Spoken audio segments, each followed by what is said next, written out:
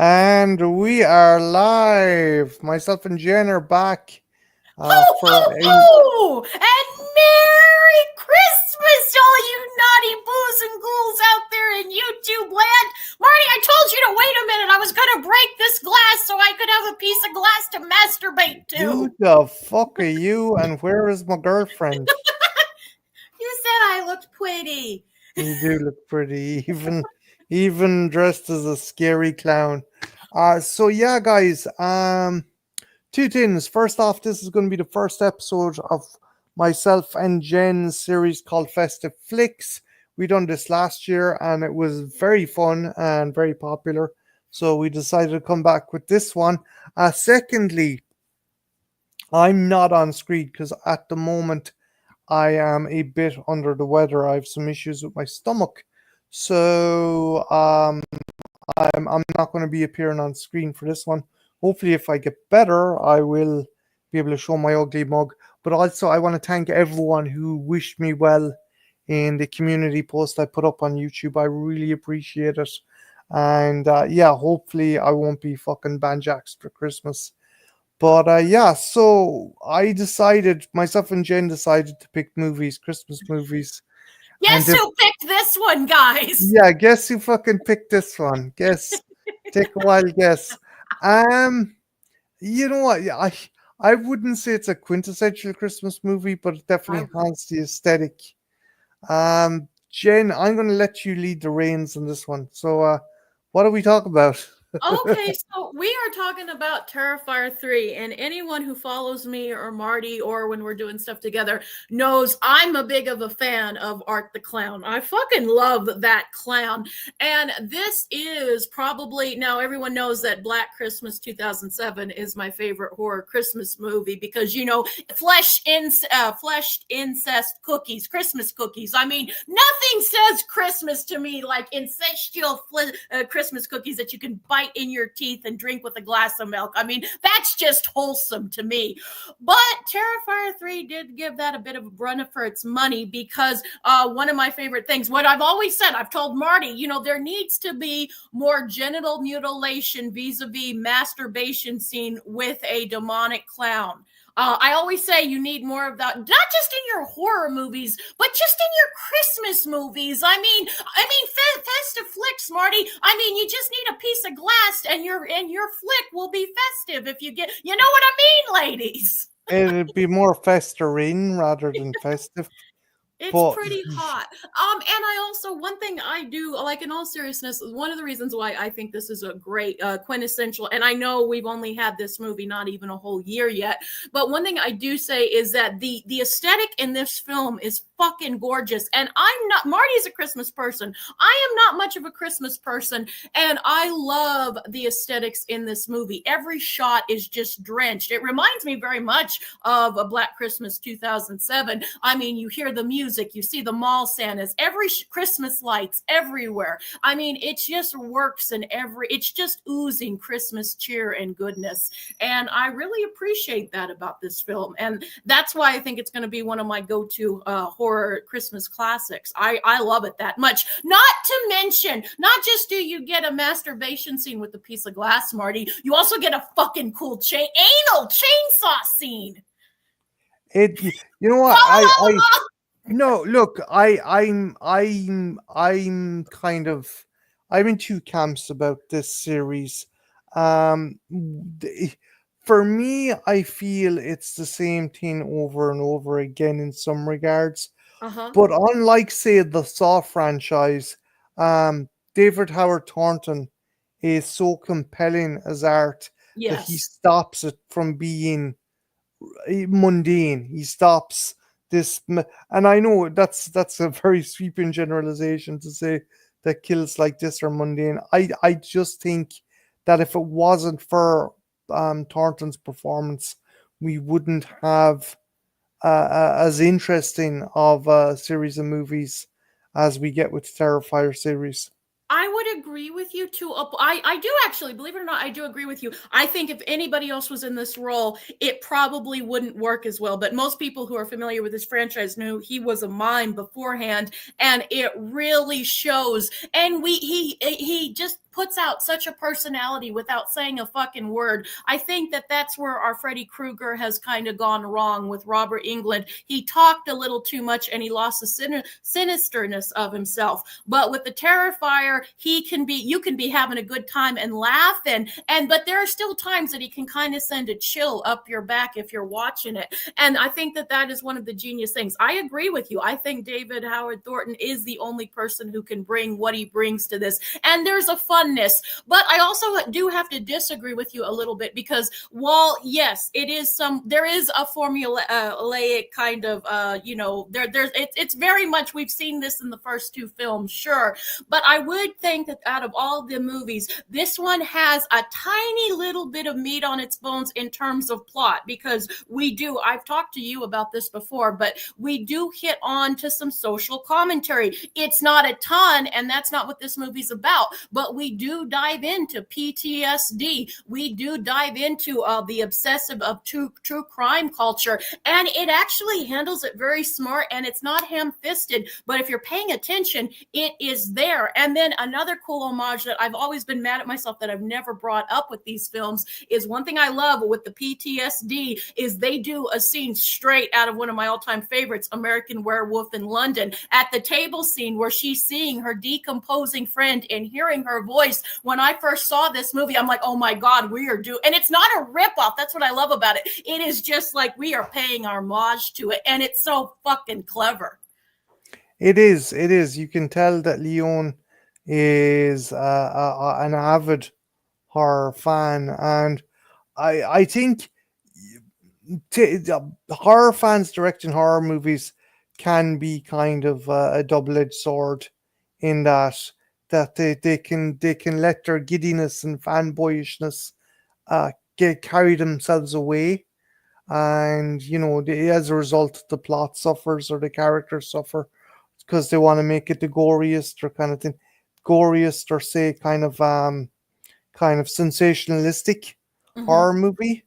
Yeah. But in regards, Leon, he's the horror movie. The Terrifier series is incredibly gory and very sensationalistic.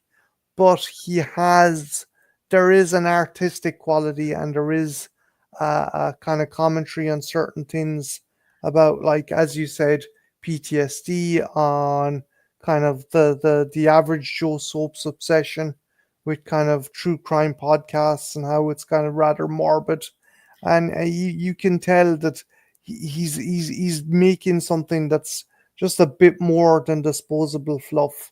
Yes, it has a tiny bit of, and I'm not saying it has a ton of depth into it, but it does. And it also really, one thing I got to give it to him there is because Terrifier 2, while I enjoyed parts of it, I had a lot of problems with Terrifier 2. And I like how we connect the true crime aspect, because if you'll remember, Jonathan was kind of obsessed with the Miles County Clown. And so now in this film, he is very much on the other side, and people are obsessed with his family. And I thought that that was really smart too. And again, I like the fact he's not like Leon is not exactly a subtle guy, but when he wants to be, he can be, and that is one thing I think people have not talked about, that aspect. Another thing people have not talked about with these films is this is funny. Like, God forgive me, but these are fun. This movie in particularly is a lot of fun. I laughed a lot. A clown killing children. Whee! Now, that was the interesting thing. Hey, Scotty. Hi, Scott. Um, that's one thing I will give this movie. I knew it was going to do it, because I even though Leon was going to stay outside the studio, he still had the Guidelines. yeah, he still the guideline, or he still had the kind of good grace not to show art, like literally butchering children. You Mm-hmm. you you you like, you obviously see art chopping up that kid in bed and stuff like that, but we don't see it. We see the axe going through the duvet and blood coming out and stuff, and it's not, it's I'm like, I've no problem with kids being killed in horror movies. I like the remake of The Blob, where one character's friend gets dissolved. But I do think he was clever in such a way that if he killed kids, he would have alienated the audience to a certain extent. And he did kill kids in this movie, but it wasn't shown and it wasn't blatant. No, it wasn't. But beforehand, and again, you got to give it up to, and I think he did, it was very deliberate. He knew, he got us all, very much William Castle move. He got all of us horror fans talking, and people were clutching their pearls, before this movie came out, like, oh my God, he's going to kill kids. And it started a really massive debate in the horror community about how far is too far on our kids, are taboo subjects that even the horror community shouldn't touch. And I listened to a lot of discourse on that, and I found it fascinating. And I'm like you, I knew Leon probably wouldn't do that before I saw the picture, and we were right. But even if he had gone more sadistic and shown more, would the movie have suffered, or would you have not, or would you have had a problem with it? I don't think I would have had a problem with it, but I would have felt that it wouldn't be, oh, he's killing kids. It would have been like, come on now, you're better than that. You really don't have to be, you really don't have to push the bar out that far. We know what you can do. I think if he did show kids being graphically killed on screen, it would have been for shock purposes, and I don't think it would have benefited the movie one way or another. Would it have fucking made it a lesser movie? Probably not, but I just think that he's competent enough and clever enough to know he doesn't need to kind of over sensationalize it. Like again, he achieved that by doing that teaser trailer. I mean, Mhm. even before a single individual's eyelids had fucking or eyeballs had seen the movie, um, that trailer had, as you said, people up in fucking arms. Like, Mm-hmm. And horror fans in particular, and I found it a very interesting discourse. And like, I'm like, guys, we're horror fans. Why are we clutching our pearls at this? Because it's fantasy at the end of the day. And I gave Damien more credit. I thought, you know what? Probably you're going to do something a little bit more smart than just that, because we've seen that done before. And he's pretty smart. Like, he definitely pays his homages to the past, but he adds new spins on it. I love the guy. And like I said, I prefer what he did. And he utilized a lot of humor. When people are talking about this film, they talk about how bloody and gory it is, but there's so many funny scenes in this the movie. do you know what? I think Art was at his funniest in this movie. Like, I know it's cheesy, but where the roommate's girlfriend is to think to be in the presence of evil. What would that smell like? And it's got Art pretending to smell his armpits and making a face and stuff. And then it's fun, it's endearing, and It's he's a very lot. endearing. That's exactly the word I'd use. It's endearing when he does that, or when he says like got the highest body count, and like Art does his arm like this and kind of Yeah, like, oh, go on. You can almost hear him in your head saying, oh, go on. like the other thing is right, and it doesn't. He touches the same cusp, but he doesn't go over.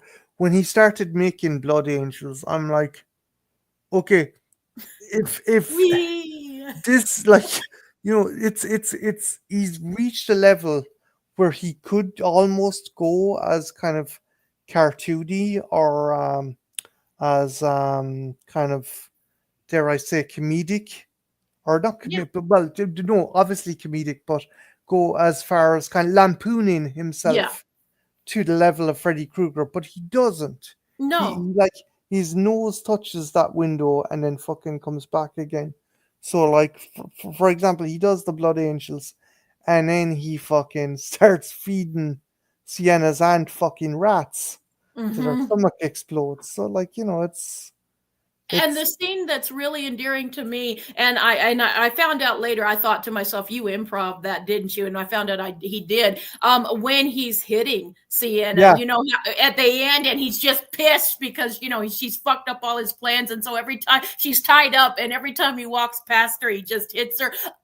There's something, like you said, the word is endearing about that. That is just, I was having so much fun when I watched it. I've seen this movie multiple times, and I haven't gotten sick of it once. I did like the scene how he acquires the Santa suit. in the bar. That was fun. And the great thing, a lot of people have said it, that there is a very kind of Christmas feel or Christmas aesthetic to the movie. And I Mhm. think the bar really showcases that. Did you want to do a more in-depth plot discussion, or We will we try and dip in and out so we're not spoiling it for anyone who we didn't? can dip in and out, whatever. I'm gonna let what however you want. I'm No, no, game no, no. either way. This is your baby, so I'm gonna let you.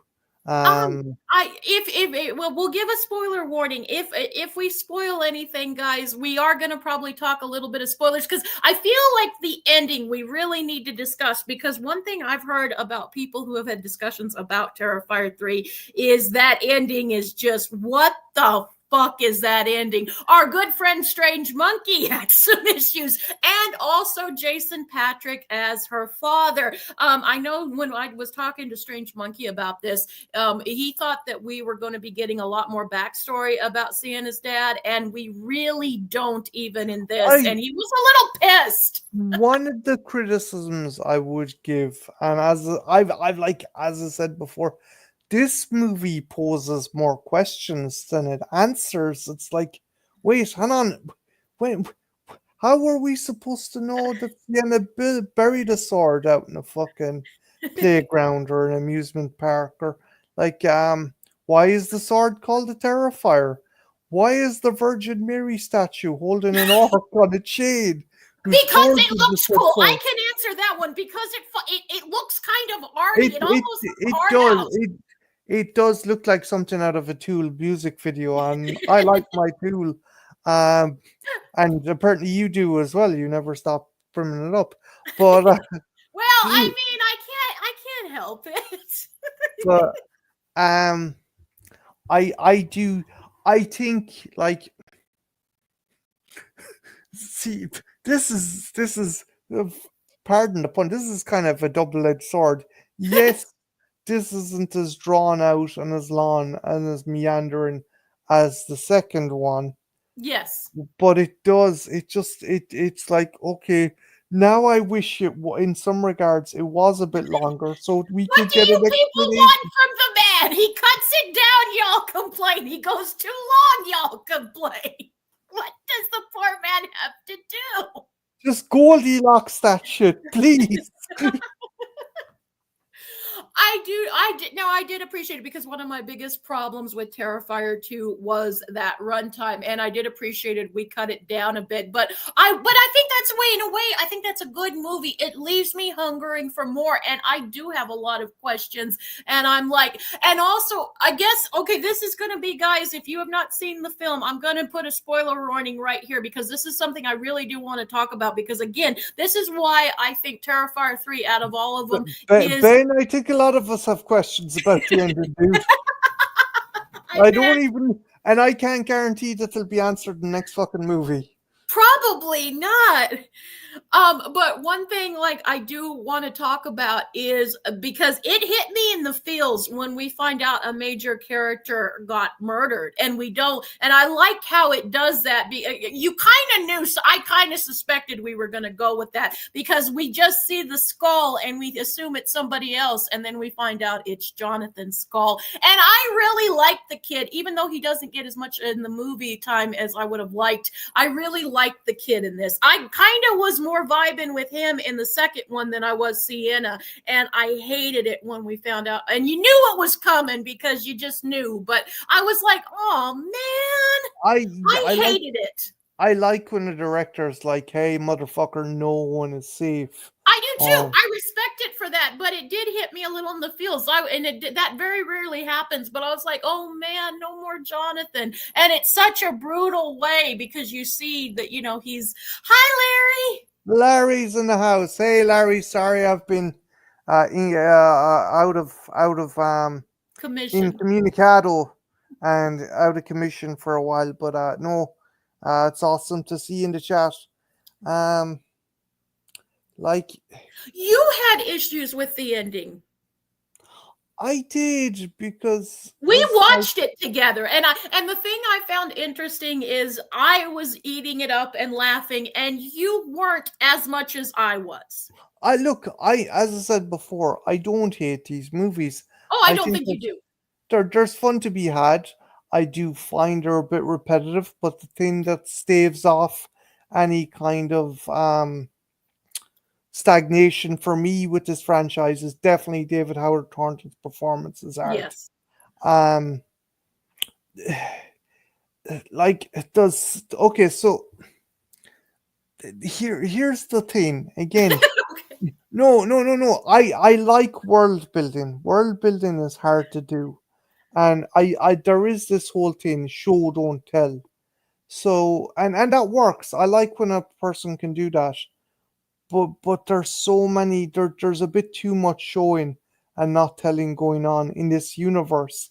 And that's what that is. So does Sienna now have to travel to the underworld and fight a bunch of demons That is to how I took it. Now I'm not near as smart as my co-host here, but that is how I took it. That she's going to have to take. Yeah, now how she's going to do that, I don't fucking know. And I know Monkey was upset, and I know a lot of people wanted to know a lot more about Jason Patrick as her father. And I know I said this. We're going to find out answers in 3, but I really do believe in 4. We're going to find out answers. And I in the Terrifier 2 book, we get a little bit more in it. I highly recommend you guys to read the Terrifier 2 novelization. I like the thing is, and I'm gonna plagiarize something Sparky brought up in the last horror hangouts. Do we really want to be deviating too much from art? Because the other thing, I didn't have an issue with it. I thought it was interesting, although I thought if they could have given art a more engaging cohort than Uh, fucking Skeletor there. What's the chick's name? I'm sorry, Jen. Vicky, Vicky. Like I agree with Sparky. I think why did we need Vicky? And instead, why wouldn't we have gotten maybe the little clown girl? That would have been a the lot Pell more Mell. engaging and worked well. Fuck it. It felt like Vicky was taking a lot of Art's kills as well. And again, You didn't like that she was basically a mouthpiece for art? yeah, I didn't like that Art. She like She it'd be looked like like Jesus. she did the thing is though, Jen, like it's all well and cool. She's fucking jerking off with a piece of glass. Yeah, yeah. Oh my God, Marty, I love that scene so much. But but for me, I was like she was I genuinely felt she was stealing some art's thunder. I genuinely thought that art and again I'm wondering if we go to fucking The uh, underworld. the underworld and have to fight other monsters and demons and other creatures, is it going to be a case of that like Hellraiser, that like Frank was supposed to be the big bad, and now then you had something else turn up. You had Pinhead turn up, and he took all the thunder away from Frank. Is that a possibility? And is there a danger that again this might even pull the spotlight further away from art?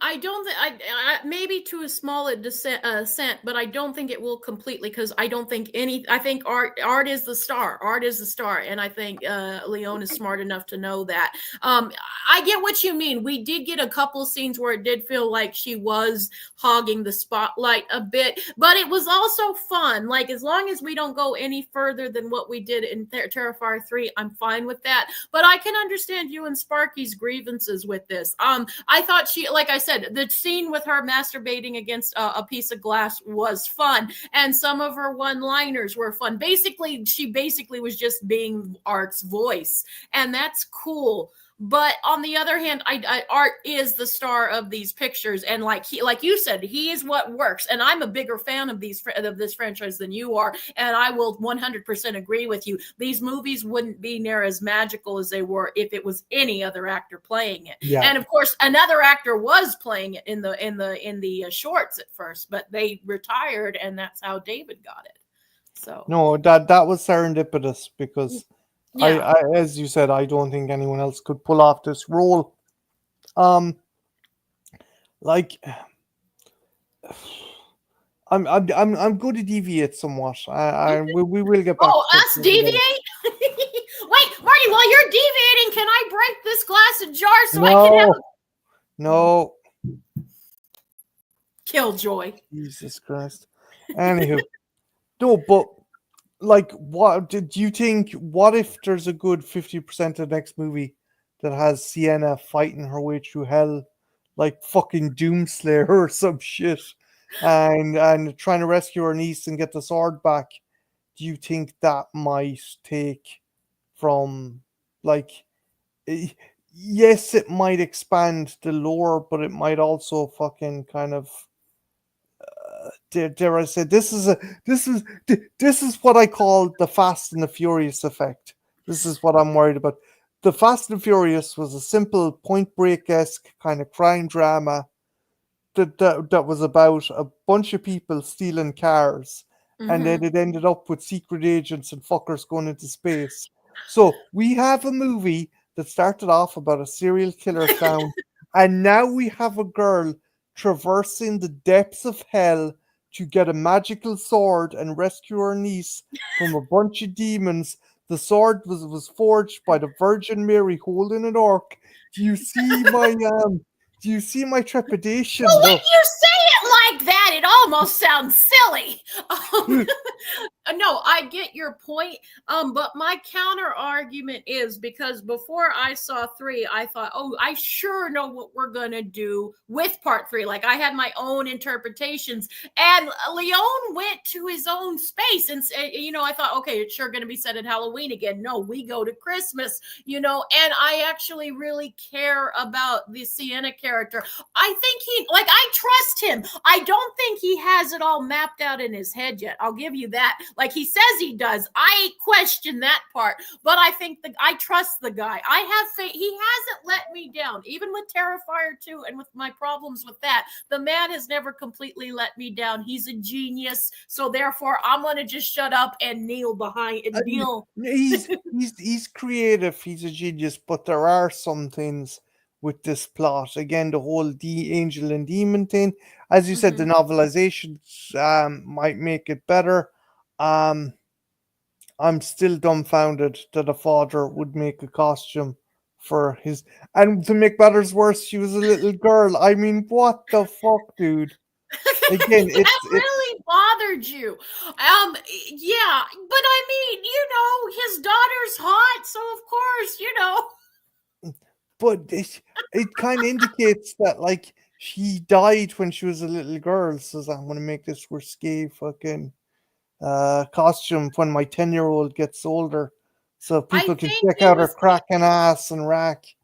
I think it was just a thing like this is going to be some eye candy. I don't think they were thinking too deeply, and I think we're playing a little bit of fast and loose, and that's okay. And like if you want to get hot girls cosplaying, I mean that's not a bad one to cosplay if you've got the figure for it. I mean I don't think I'm any not saying don't do that. And the girl who plays Sienna is she is beautiful. a very attractive girl. So it's a case that maybe just do it in the plot that like it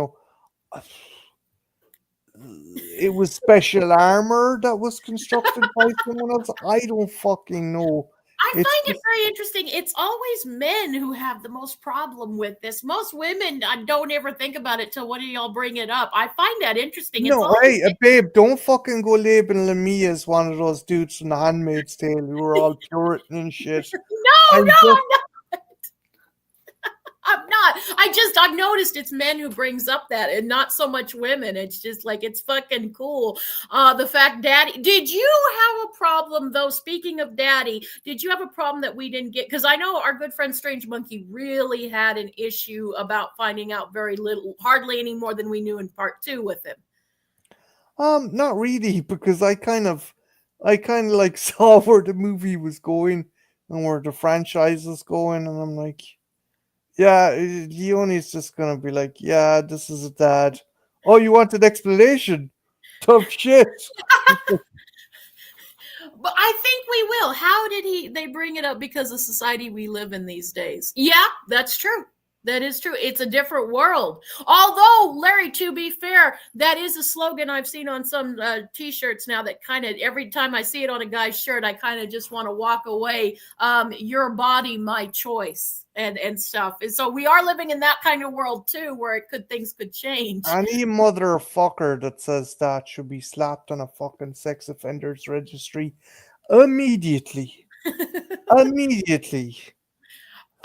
Did you? What did you think of the gore? Did you think the gore was better in part two, or do you think he actually surpassed himself, or the scene? Because everyone, the Oh, gold standard for this series is the scene. I love that all I have to say is the scene, and everyone knows what the fuck I'm talking about. do you know what? I think Damien Leone, he was very clever. He redressed the balance because you got a very graphic, violent saw scene involving a woman being bisected via her private parts. Via her And you know what? vagina, Marty, her vagina, her JJ, her So, love lips.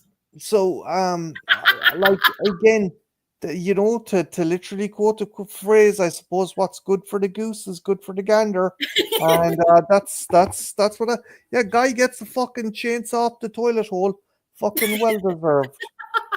I did like the fact the balls were just like fucking jiggling around as he was cutting as well, but yeah, it's And I didn't mean to cut you off, Marty, but I also really, like you were saying before we actually get to that scene, the one of the most creepiest is but when the one gal who was talking to her boyfriend who's like, I wonder what his eyes, and then Art takes off his glasses and like lets him really look and drink into her. I know how outlandish these movies are, but that's really good commentary because some people do fetishize serial killers so much, and we oh think that yeah, there's more to fucking. them than not. And I love the scene because he's just like, you get whatever you're supposed to get. Here you go, lady.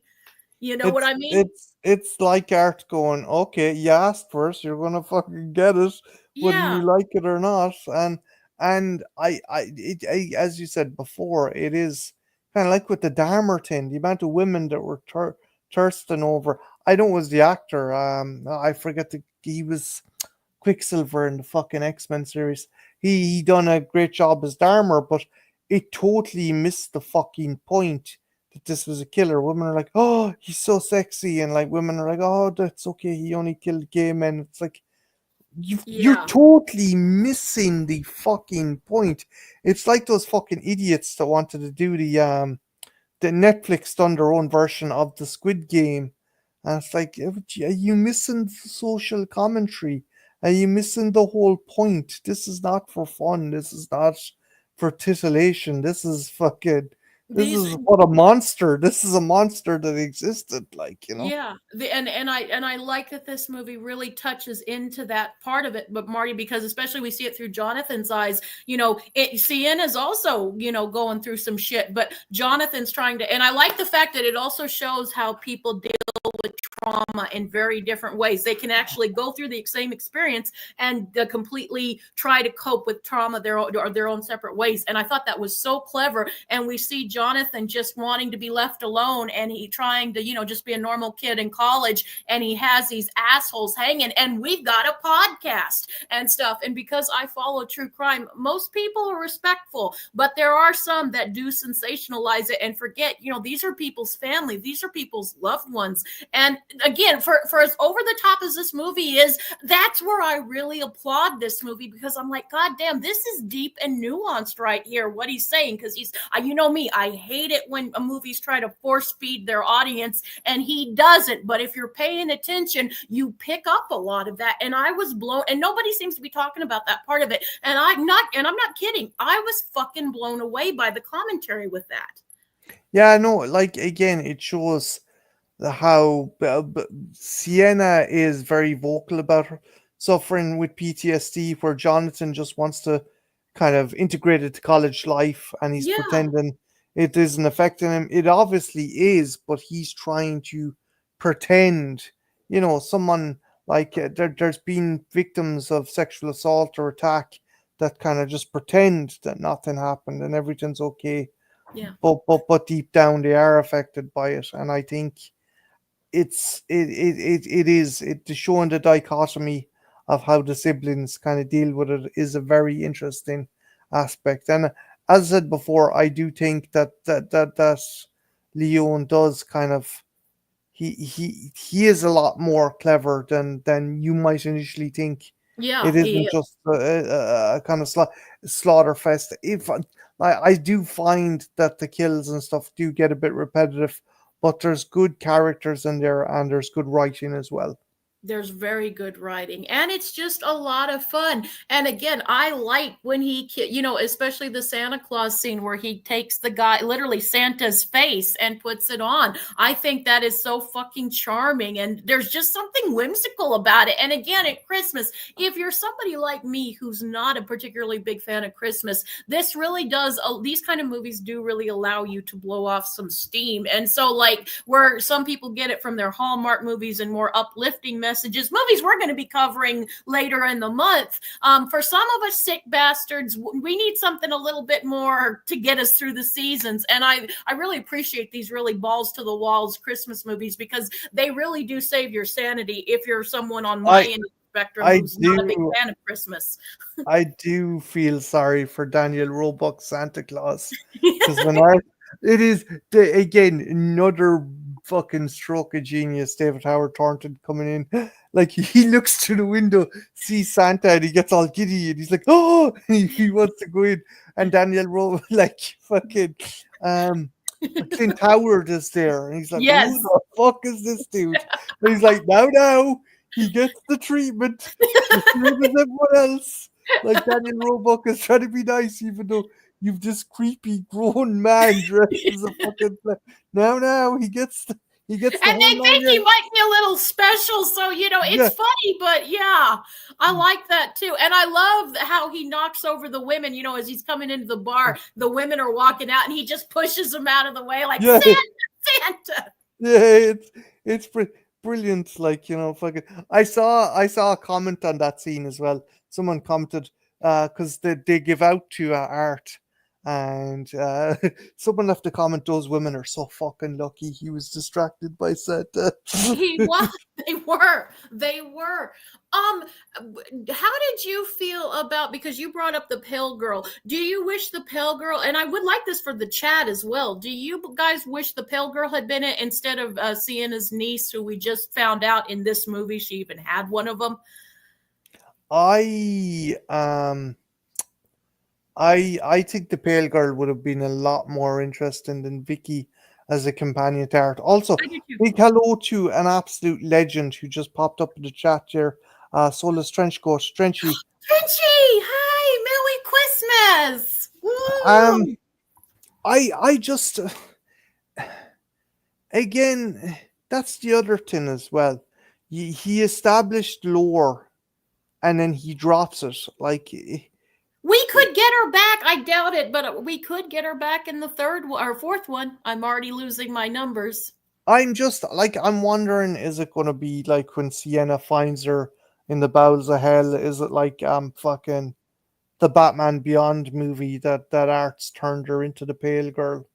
That would be now. See, that would be a very interesting thing to do. I would actually be down for that kind of a storyline. I don't know if that's what he's going to do, but I would not complain if that's where we go with that. I'd Just, like that actually. just a bit of context. The Batman Beyond movie has a flashback where it shows Joker turning one of the Robins into a child version of Joker. So it just kind of I'm just wondering if that's what's going to happen.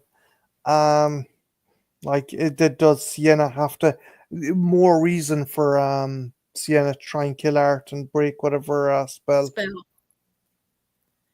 Do you think that because he said that this was going to be, I think the third one was supposed to be the last one, and he says that the fourth one's going to be the last one. Do you think he'll be saying that with the fifth one? My arse if I this made it to the cinema of my podunk town, and we only get in big fucking movies. And well, no, in fairness, we're getting better. We're getting in foreign stuff. We got in Godzilla -1, but this flick done ganbusters. It did. And yes, thank you, Trench, Tim Drake. That was who got changed. Hey, creepy, Hey, creepy. but um, I see. Leon again. I commented on his writing and good characterization, Mhm. and he's a good writer. He does some good stuff. It's interesting. It's cool, and he is brave in that he is kind of operating outside the studio system and cutting loose. But one thing I think is he is pulling stuff out of his arse. He is. No, he is. He is. As I said before, this is like the Fast and the Furious. I can see Art fighting dragons in space, and I there's think he'll hold back. I do think he does pull some things out of the thin air. I will give you that. But I think he is somewhat grounded, or at least as much as you can be when you're in this grounded. But even if he does, I think he could make anything work. I think we have got such a core fan base right now. We have like but, diehard Art the Clown fans right but, now. but here's the thing: is he going to pull stuff out of his arse to build on the lore, or is he going to pull stuff out in his arse so he can get another truckload of money fucking dumped out and stuff in front of his house? I imagine if he does, it's just inevitable. The odds and the numbers are like eventually we're going to get a bad one. Like I know a lot of people hate Terrifier 2 and I have problems with Terrifier 2. I wouldn't say it's completely bad, but it is somewhat problematic. But I think if we keep going, eventually we're going to get a really stinker, but I hope not. Yeah, that's just part of the game in horror franchises. You're going to get a notoriously bad stinker and Art eventually his number will be up. I don't. Some people would already tell you that happened with Terrifier 2. I don't. I have problems with it, but I don't hate that movie. Terror. Will you be saying once we Terrifier, get to? Yeah, basically, Larry. Terrifier X, Arctics, Minnesota. Um, But then again, that's what I like about. I mean, these are like I don't know, and I'm a nitpicky bitch. If anyone's who's watched some of my solo reviews knows I'm a nitpicky bitch.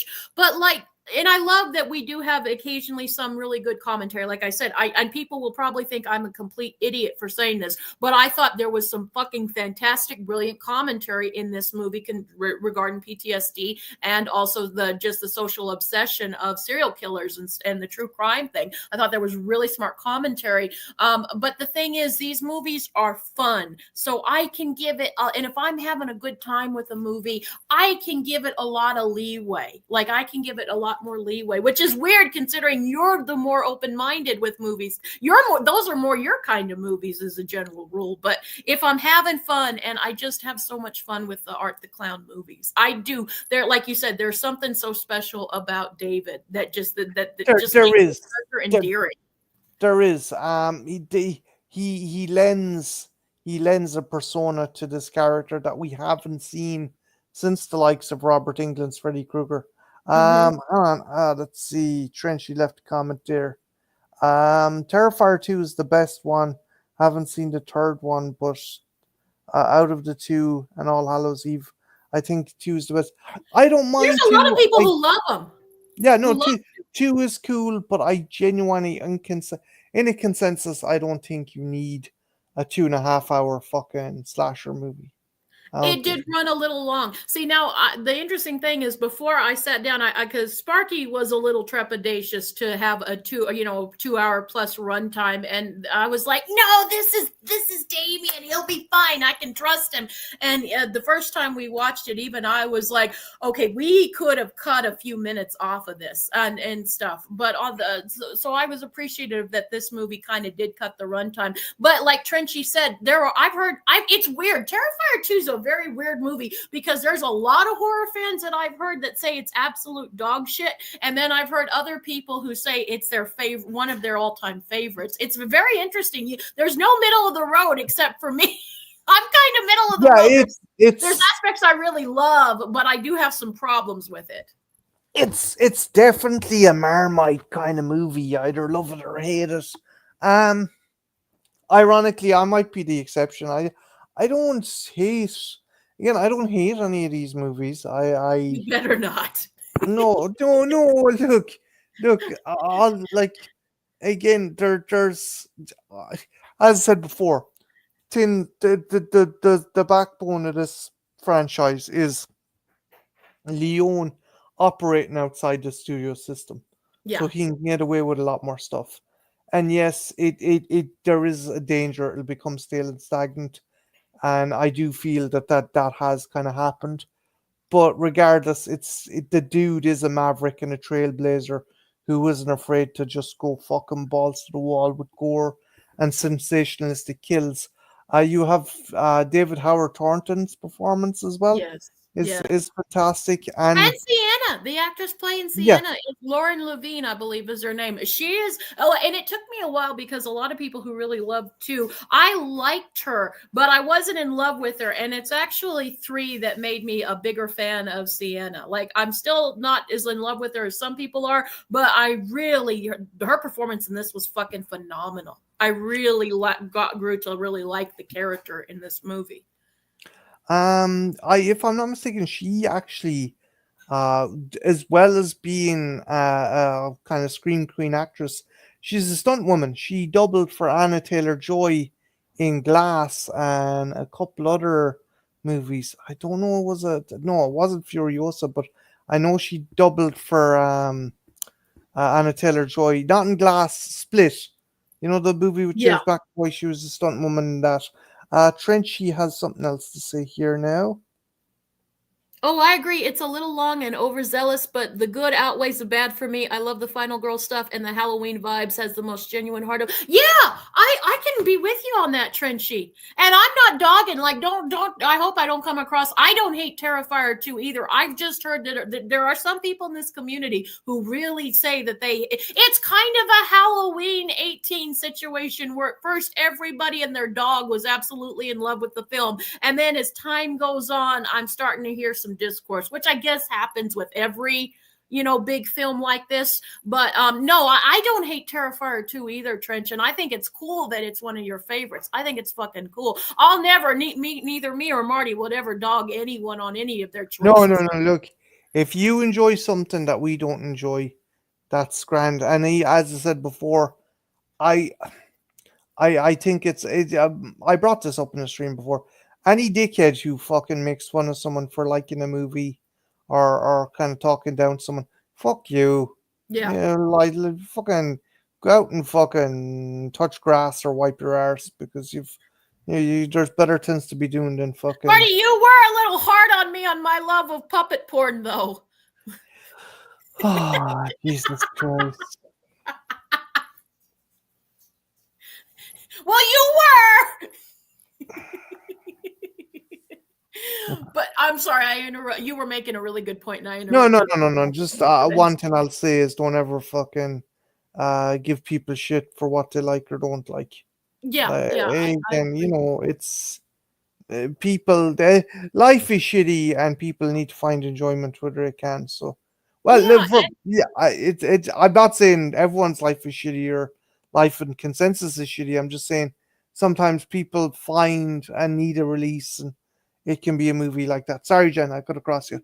no, no, no. I've been cutting across you, and I apologize. No, I just like to add, like at the end of the day, it's just a movie. But if you find a special movie that means a lot to you, it means a lot to you, and never be a dick about it. I hate when people are. If you're making, it's one thing to rib when it's your friends and you're just teasing and having fun, but legitimately giving shit. And I've seen that in this community, unfortunately, where people like, oh, you like this movie or you don't like this movie, then well, you're not a real horror fan. What the fuck is a real horror fan, guys? I thought it was just if you enjoyed horror movies that kind of made the classification, but apparently not.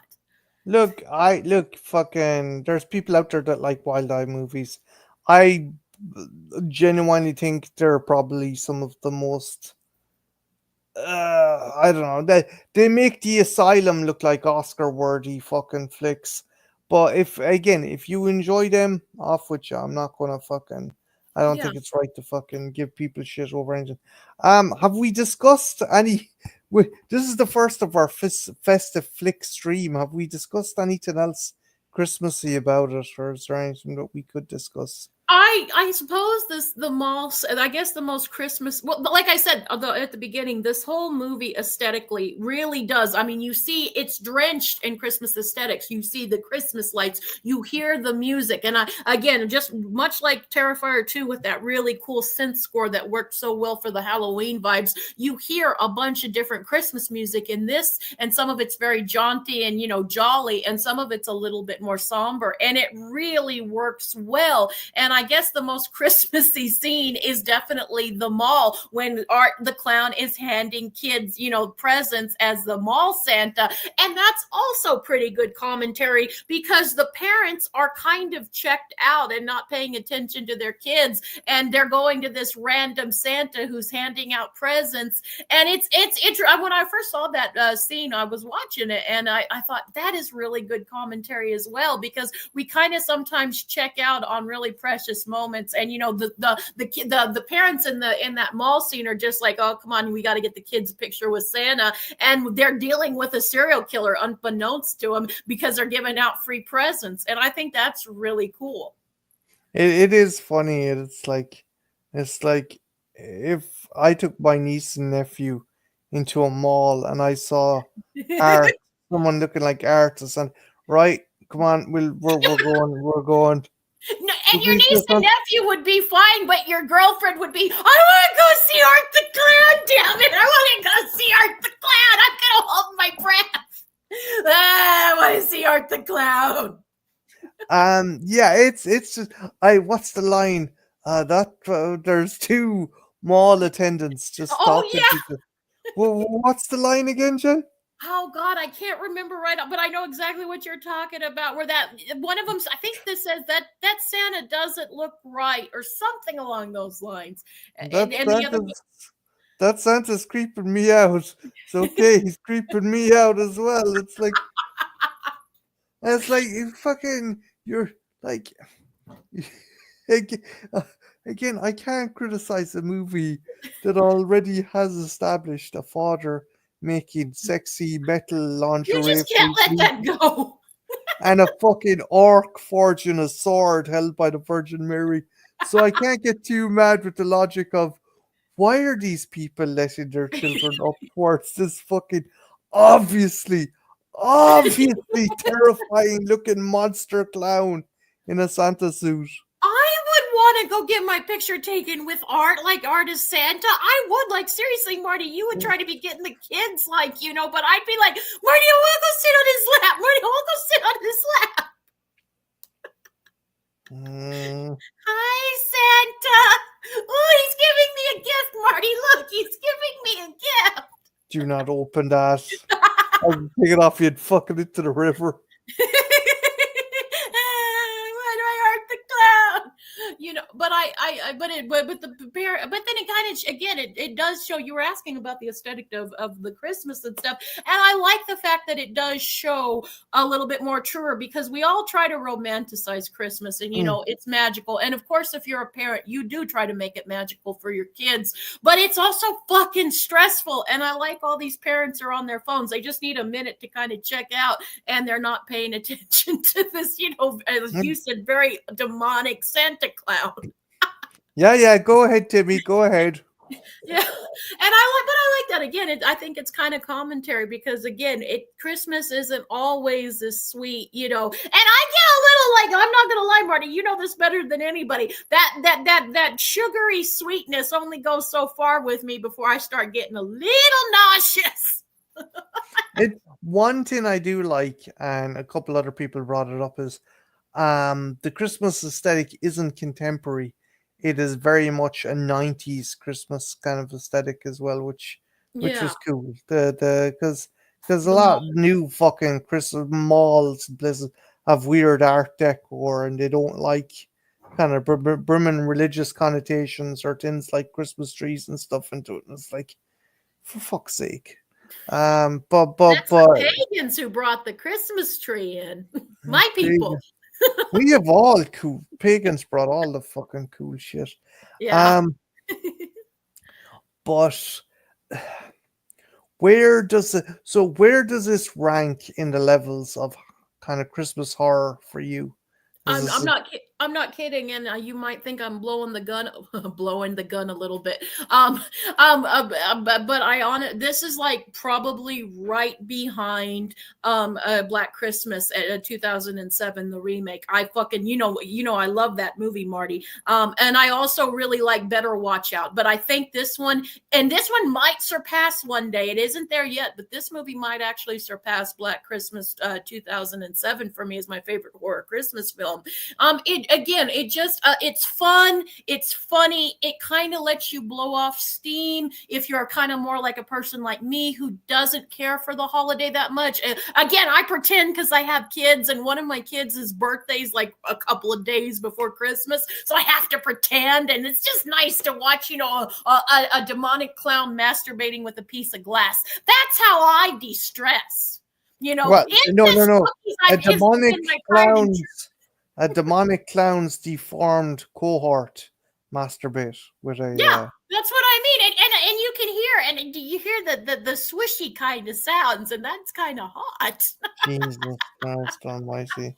I mean, I would, if you were a dead clown and I was your partner, I would totally do that. Like if there's an afterlife and we somehow become demonic clowns, I would totally do that. I hope that's an option. You think we could pick that after we die? Depends which direction we're going in. Wee! As long No, as we go together, it really doesn't matter, darling. As long as we go together. I'm I'm off to the top floor. Enjoy the basement, Jane. But no, for me this is definitely in my creme de la creme of Christmas movies. And again, I can hear some people go, it's a little early, isn't it, Jen? No, for me, I fucking love you saw how much I love this movie. No, no, no. Honestly, this is did she was cheering and whooping and hollering the whole fucking way through. It was like it was like one of those obnoxious football fans, but way more endearing than What about for you, Marty? Because you to be fair, you did laugh and smile, but I no, thought no, no.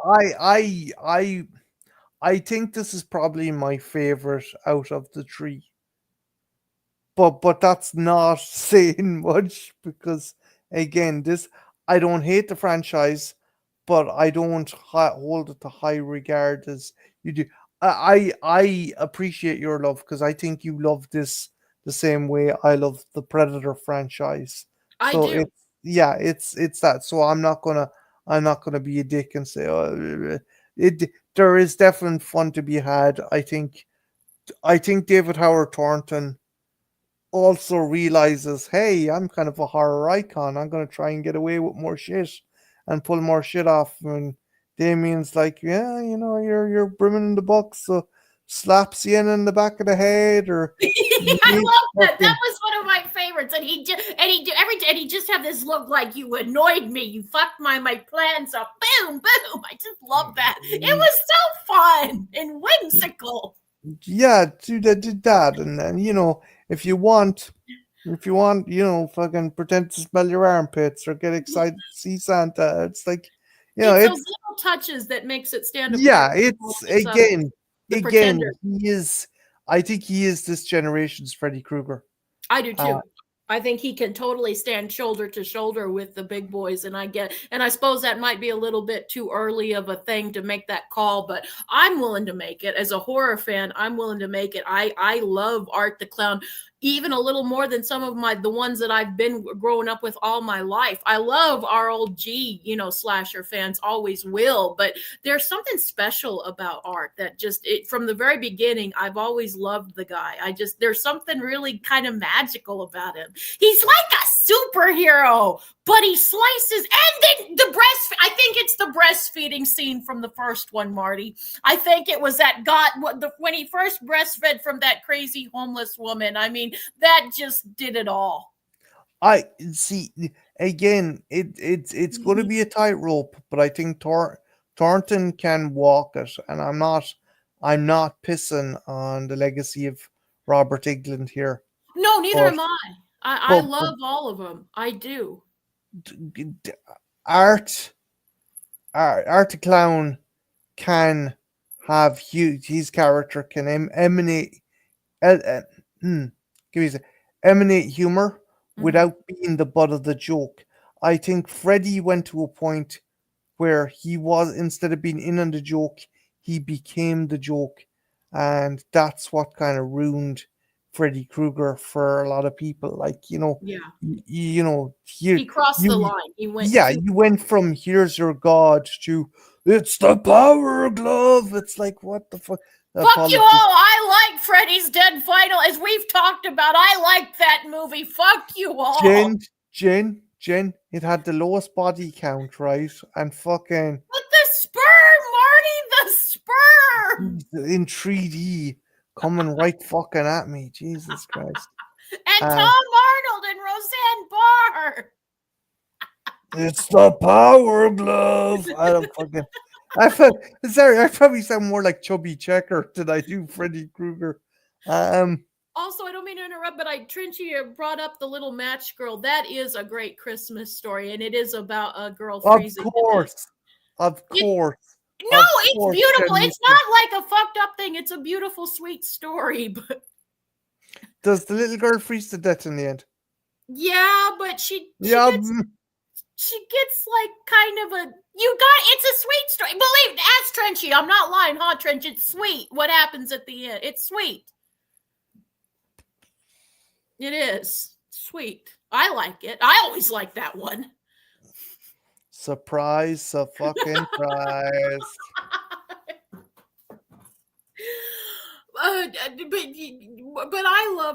I love these. Hi, Hey, Cal. Cal. Uh, I love these movies. I do, and I think, like, I don't know why art is just really, I kind of go crazy for this clown. I probably drove you crazy all through Halloween talking no, about it. look. You know what you did I love about you is you go out of your way for everyone else. You bust your ass. You listen to everyone. You take people's suggestions. Very rarely do you treat yourself, and very rarely do you ask much other people. So yes, you went fucking bananas for this movie, but you were excited, just like the way I used to be excited for movies. I don't know why now. I just feel like I'm getting fucking old and jaded and stuff. Because, remember Alien Romulus was coming out, and I'm like, yeah, the telephone. I suppose I'm excited for the telephone. But yeah, Trenchy says, yes, it is a heartwarming ending, but very tragic, but beautiful. Okay. Yes, it is. It is a sweet story. I wish more people remembered that story, because it's actually a really sweet one. Trenchy, of all people, I'm not surprised you'd be the one who brought that up, because it's beautiful, and heartwarming is the right word for it. I love the little match girl. Actually, guys, whoever's in the chat, drop your favorite Christmas horrors in the comments there. I'm probably going to go with Krampus or Rare Exports. Those are good choices. Those are I really good choices. I love Rare Exports as well. Just the fucking bunch of naked old dudes running around, and it's like a fucking zombie movie. Go on, sorry, Jen. I was trying to think. There was a movie that Sparky showed me a couple of years ago, and it's with Lynn Shay, and there's a real twist. I don't want to say too much. Oh, Dead End. Dead The End, thank family you. I drive-in. love Dead End. I think my four favorites is Black Christmas 2007 is my all-time favorite. Terrifier 3, Better Watch Out. I'm with Trenchy, and Trenchy said something in another stream where he said that he wished they would have given us a sequel for Better Watch Out. And I totally agree with him. I would have loved to have a sequel. And Dead End. Those are some of my favorite Christmas movies. Yeah, they're again, Christmas horror is cool when done right. Krampus, I love Krampus. NECA, I was talking to Larry about this. NECA are releasing two figures, but they're going to cost a fucking fortune. So good luck with that. And Well, you never know. no, don't. I swear. I Larry, get. if you're still in the chat, you got to tell me about those figures. Don't. Um. Oh yeah, Santa Sleighs. I love Santa Sleighs with Goldberg, where he the the basically Santa. The story is Satan's son made a deal with an angel and lost and had to deliver presents for 2,000 years. And in the year 2000, the deal is up, so he gets to go back to being evil. So Santa is basically this giant hulking kind of killer, and have you seen Santa's Sleighs, Jen? I haven't. So the movie starts off with James Caan having a Christmas dinner with his wife Fran Drescher. Oh wait, yes, I have, because isn't the story where he marries like they fall in love on the set? Yeah, Like one of the yeah, yeah. yeah. Oh, I have seen that. I know which one. Now I know which one you're talking about. It ringed a bell. Yo, Yes. that he's brilliant. Like I love the bit where he's gonna kill the guy with the stripper pole, but before he pulls it out of the house and he sprays it and cleans it, he's like, ugh. But yeah, Goldberg met his wife because his wife was on a swing and he had to stick he didn't know this woman at the time. He had to stick his head between her legs for a scene, so that's how they met. Oh. Oh yeah, he boots the dog into the fire. That's a brilliant one. Oh, that's sweet that he stuck his head between her legs. Oh. And that's their first introduction. That was like, Oh, I but hope that'll happen with us. we're already introduced. We're Jesus. introduced, but physically, I'm gonna have to like make it. I'll have to work it where you'll fall and like land right between my legs.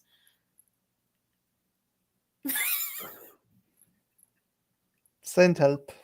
Please send help. I am. It'll be fun. I'll like, oops.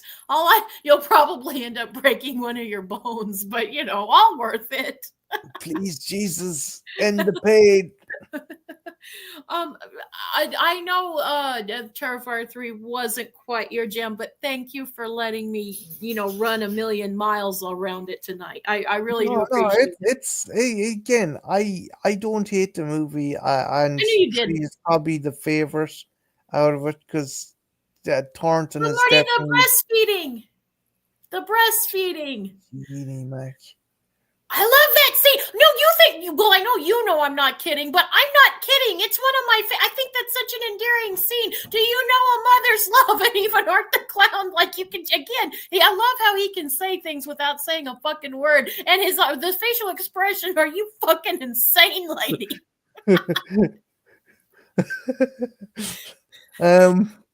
Do you think you'll pick up? Are they doing a novelization of Terrifier 3?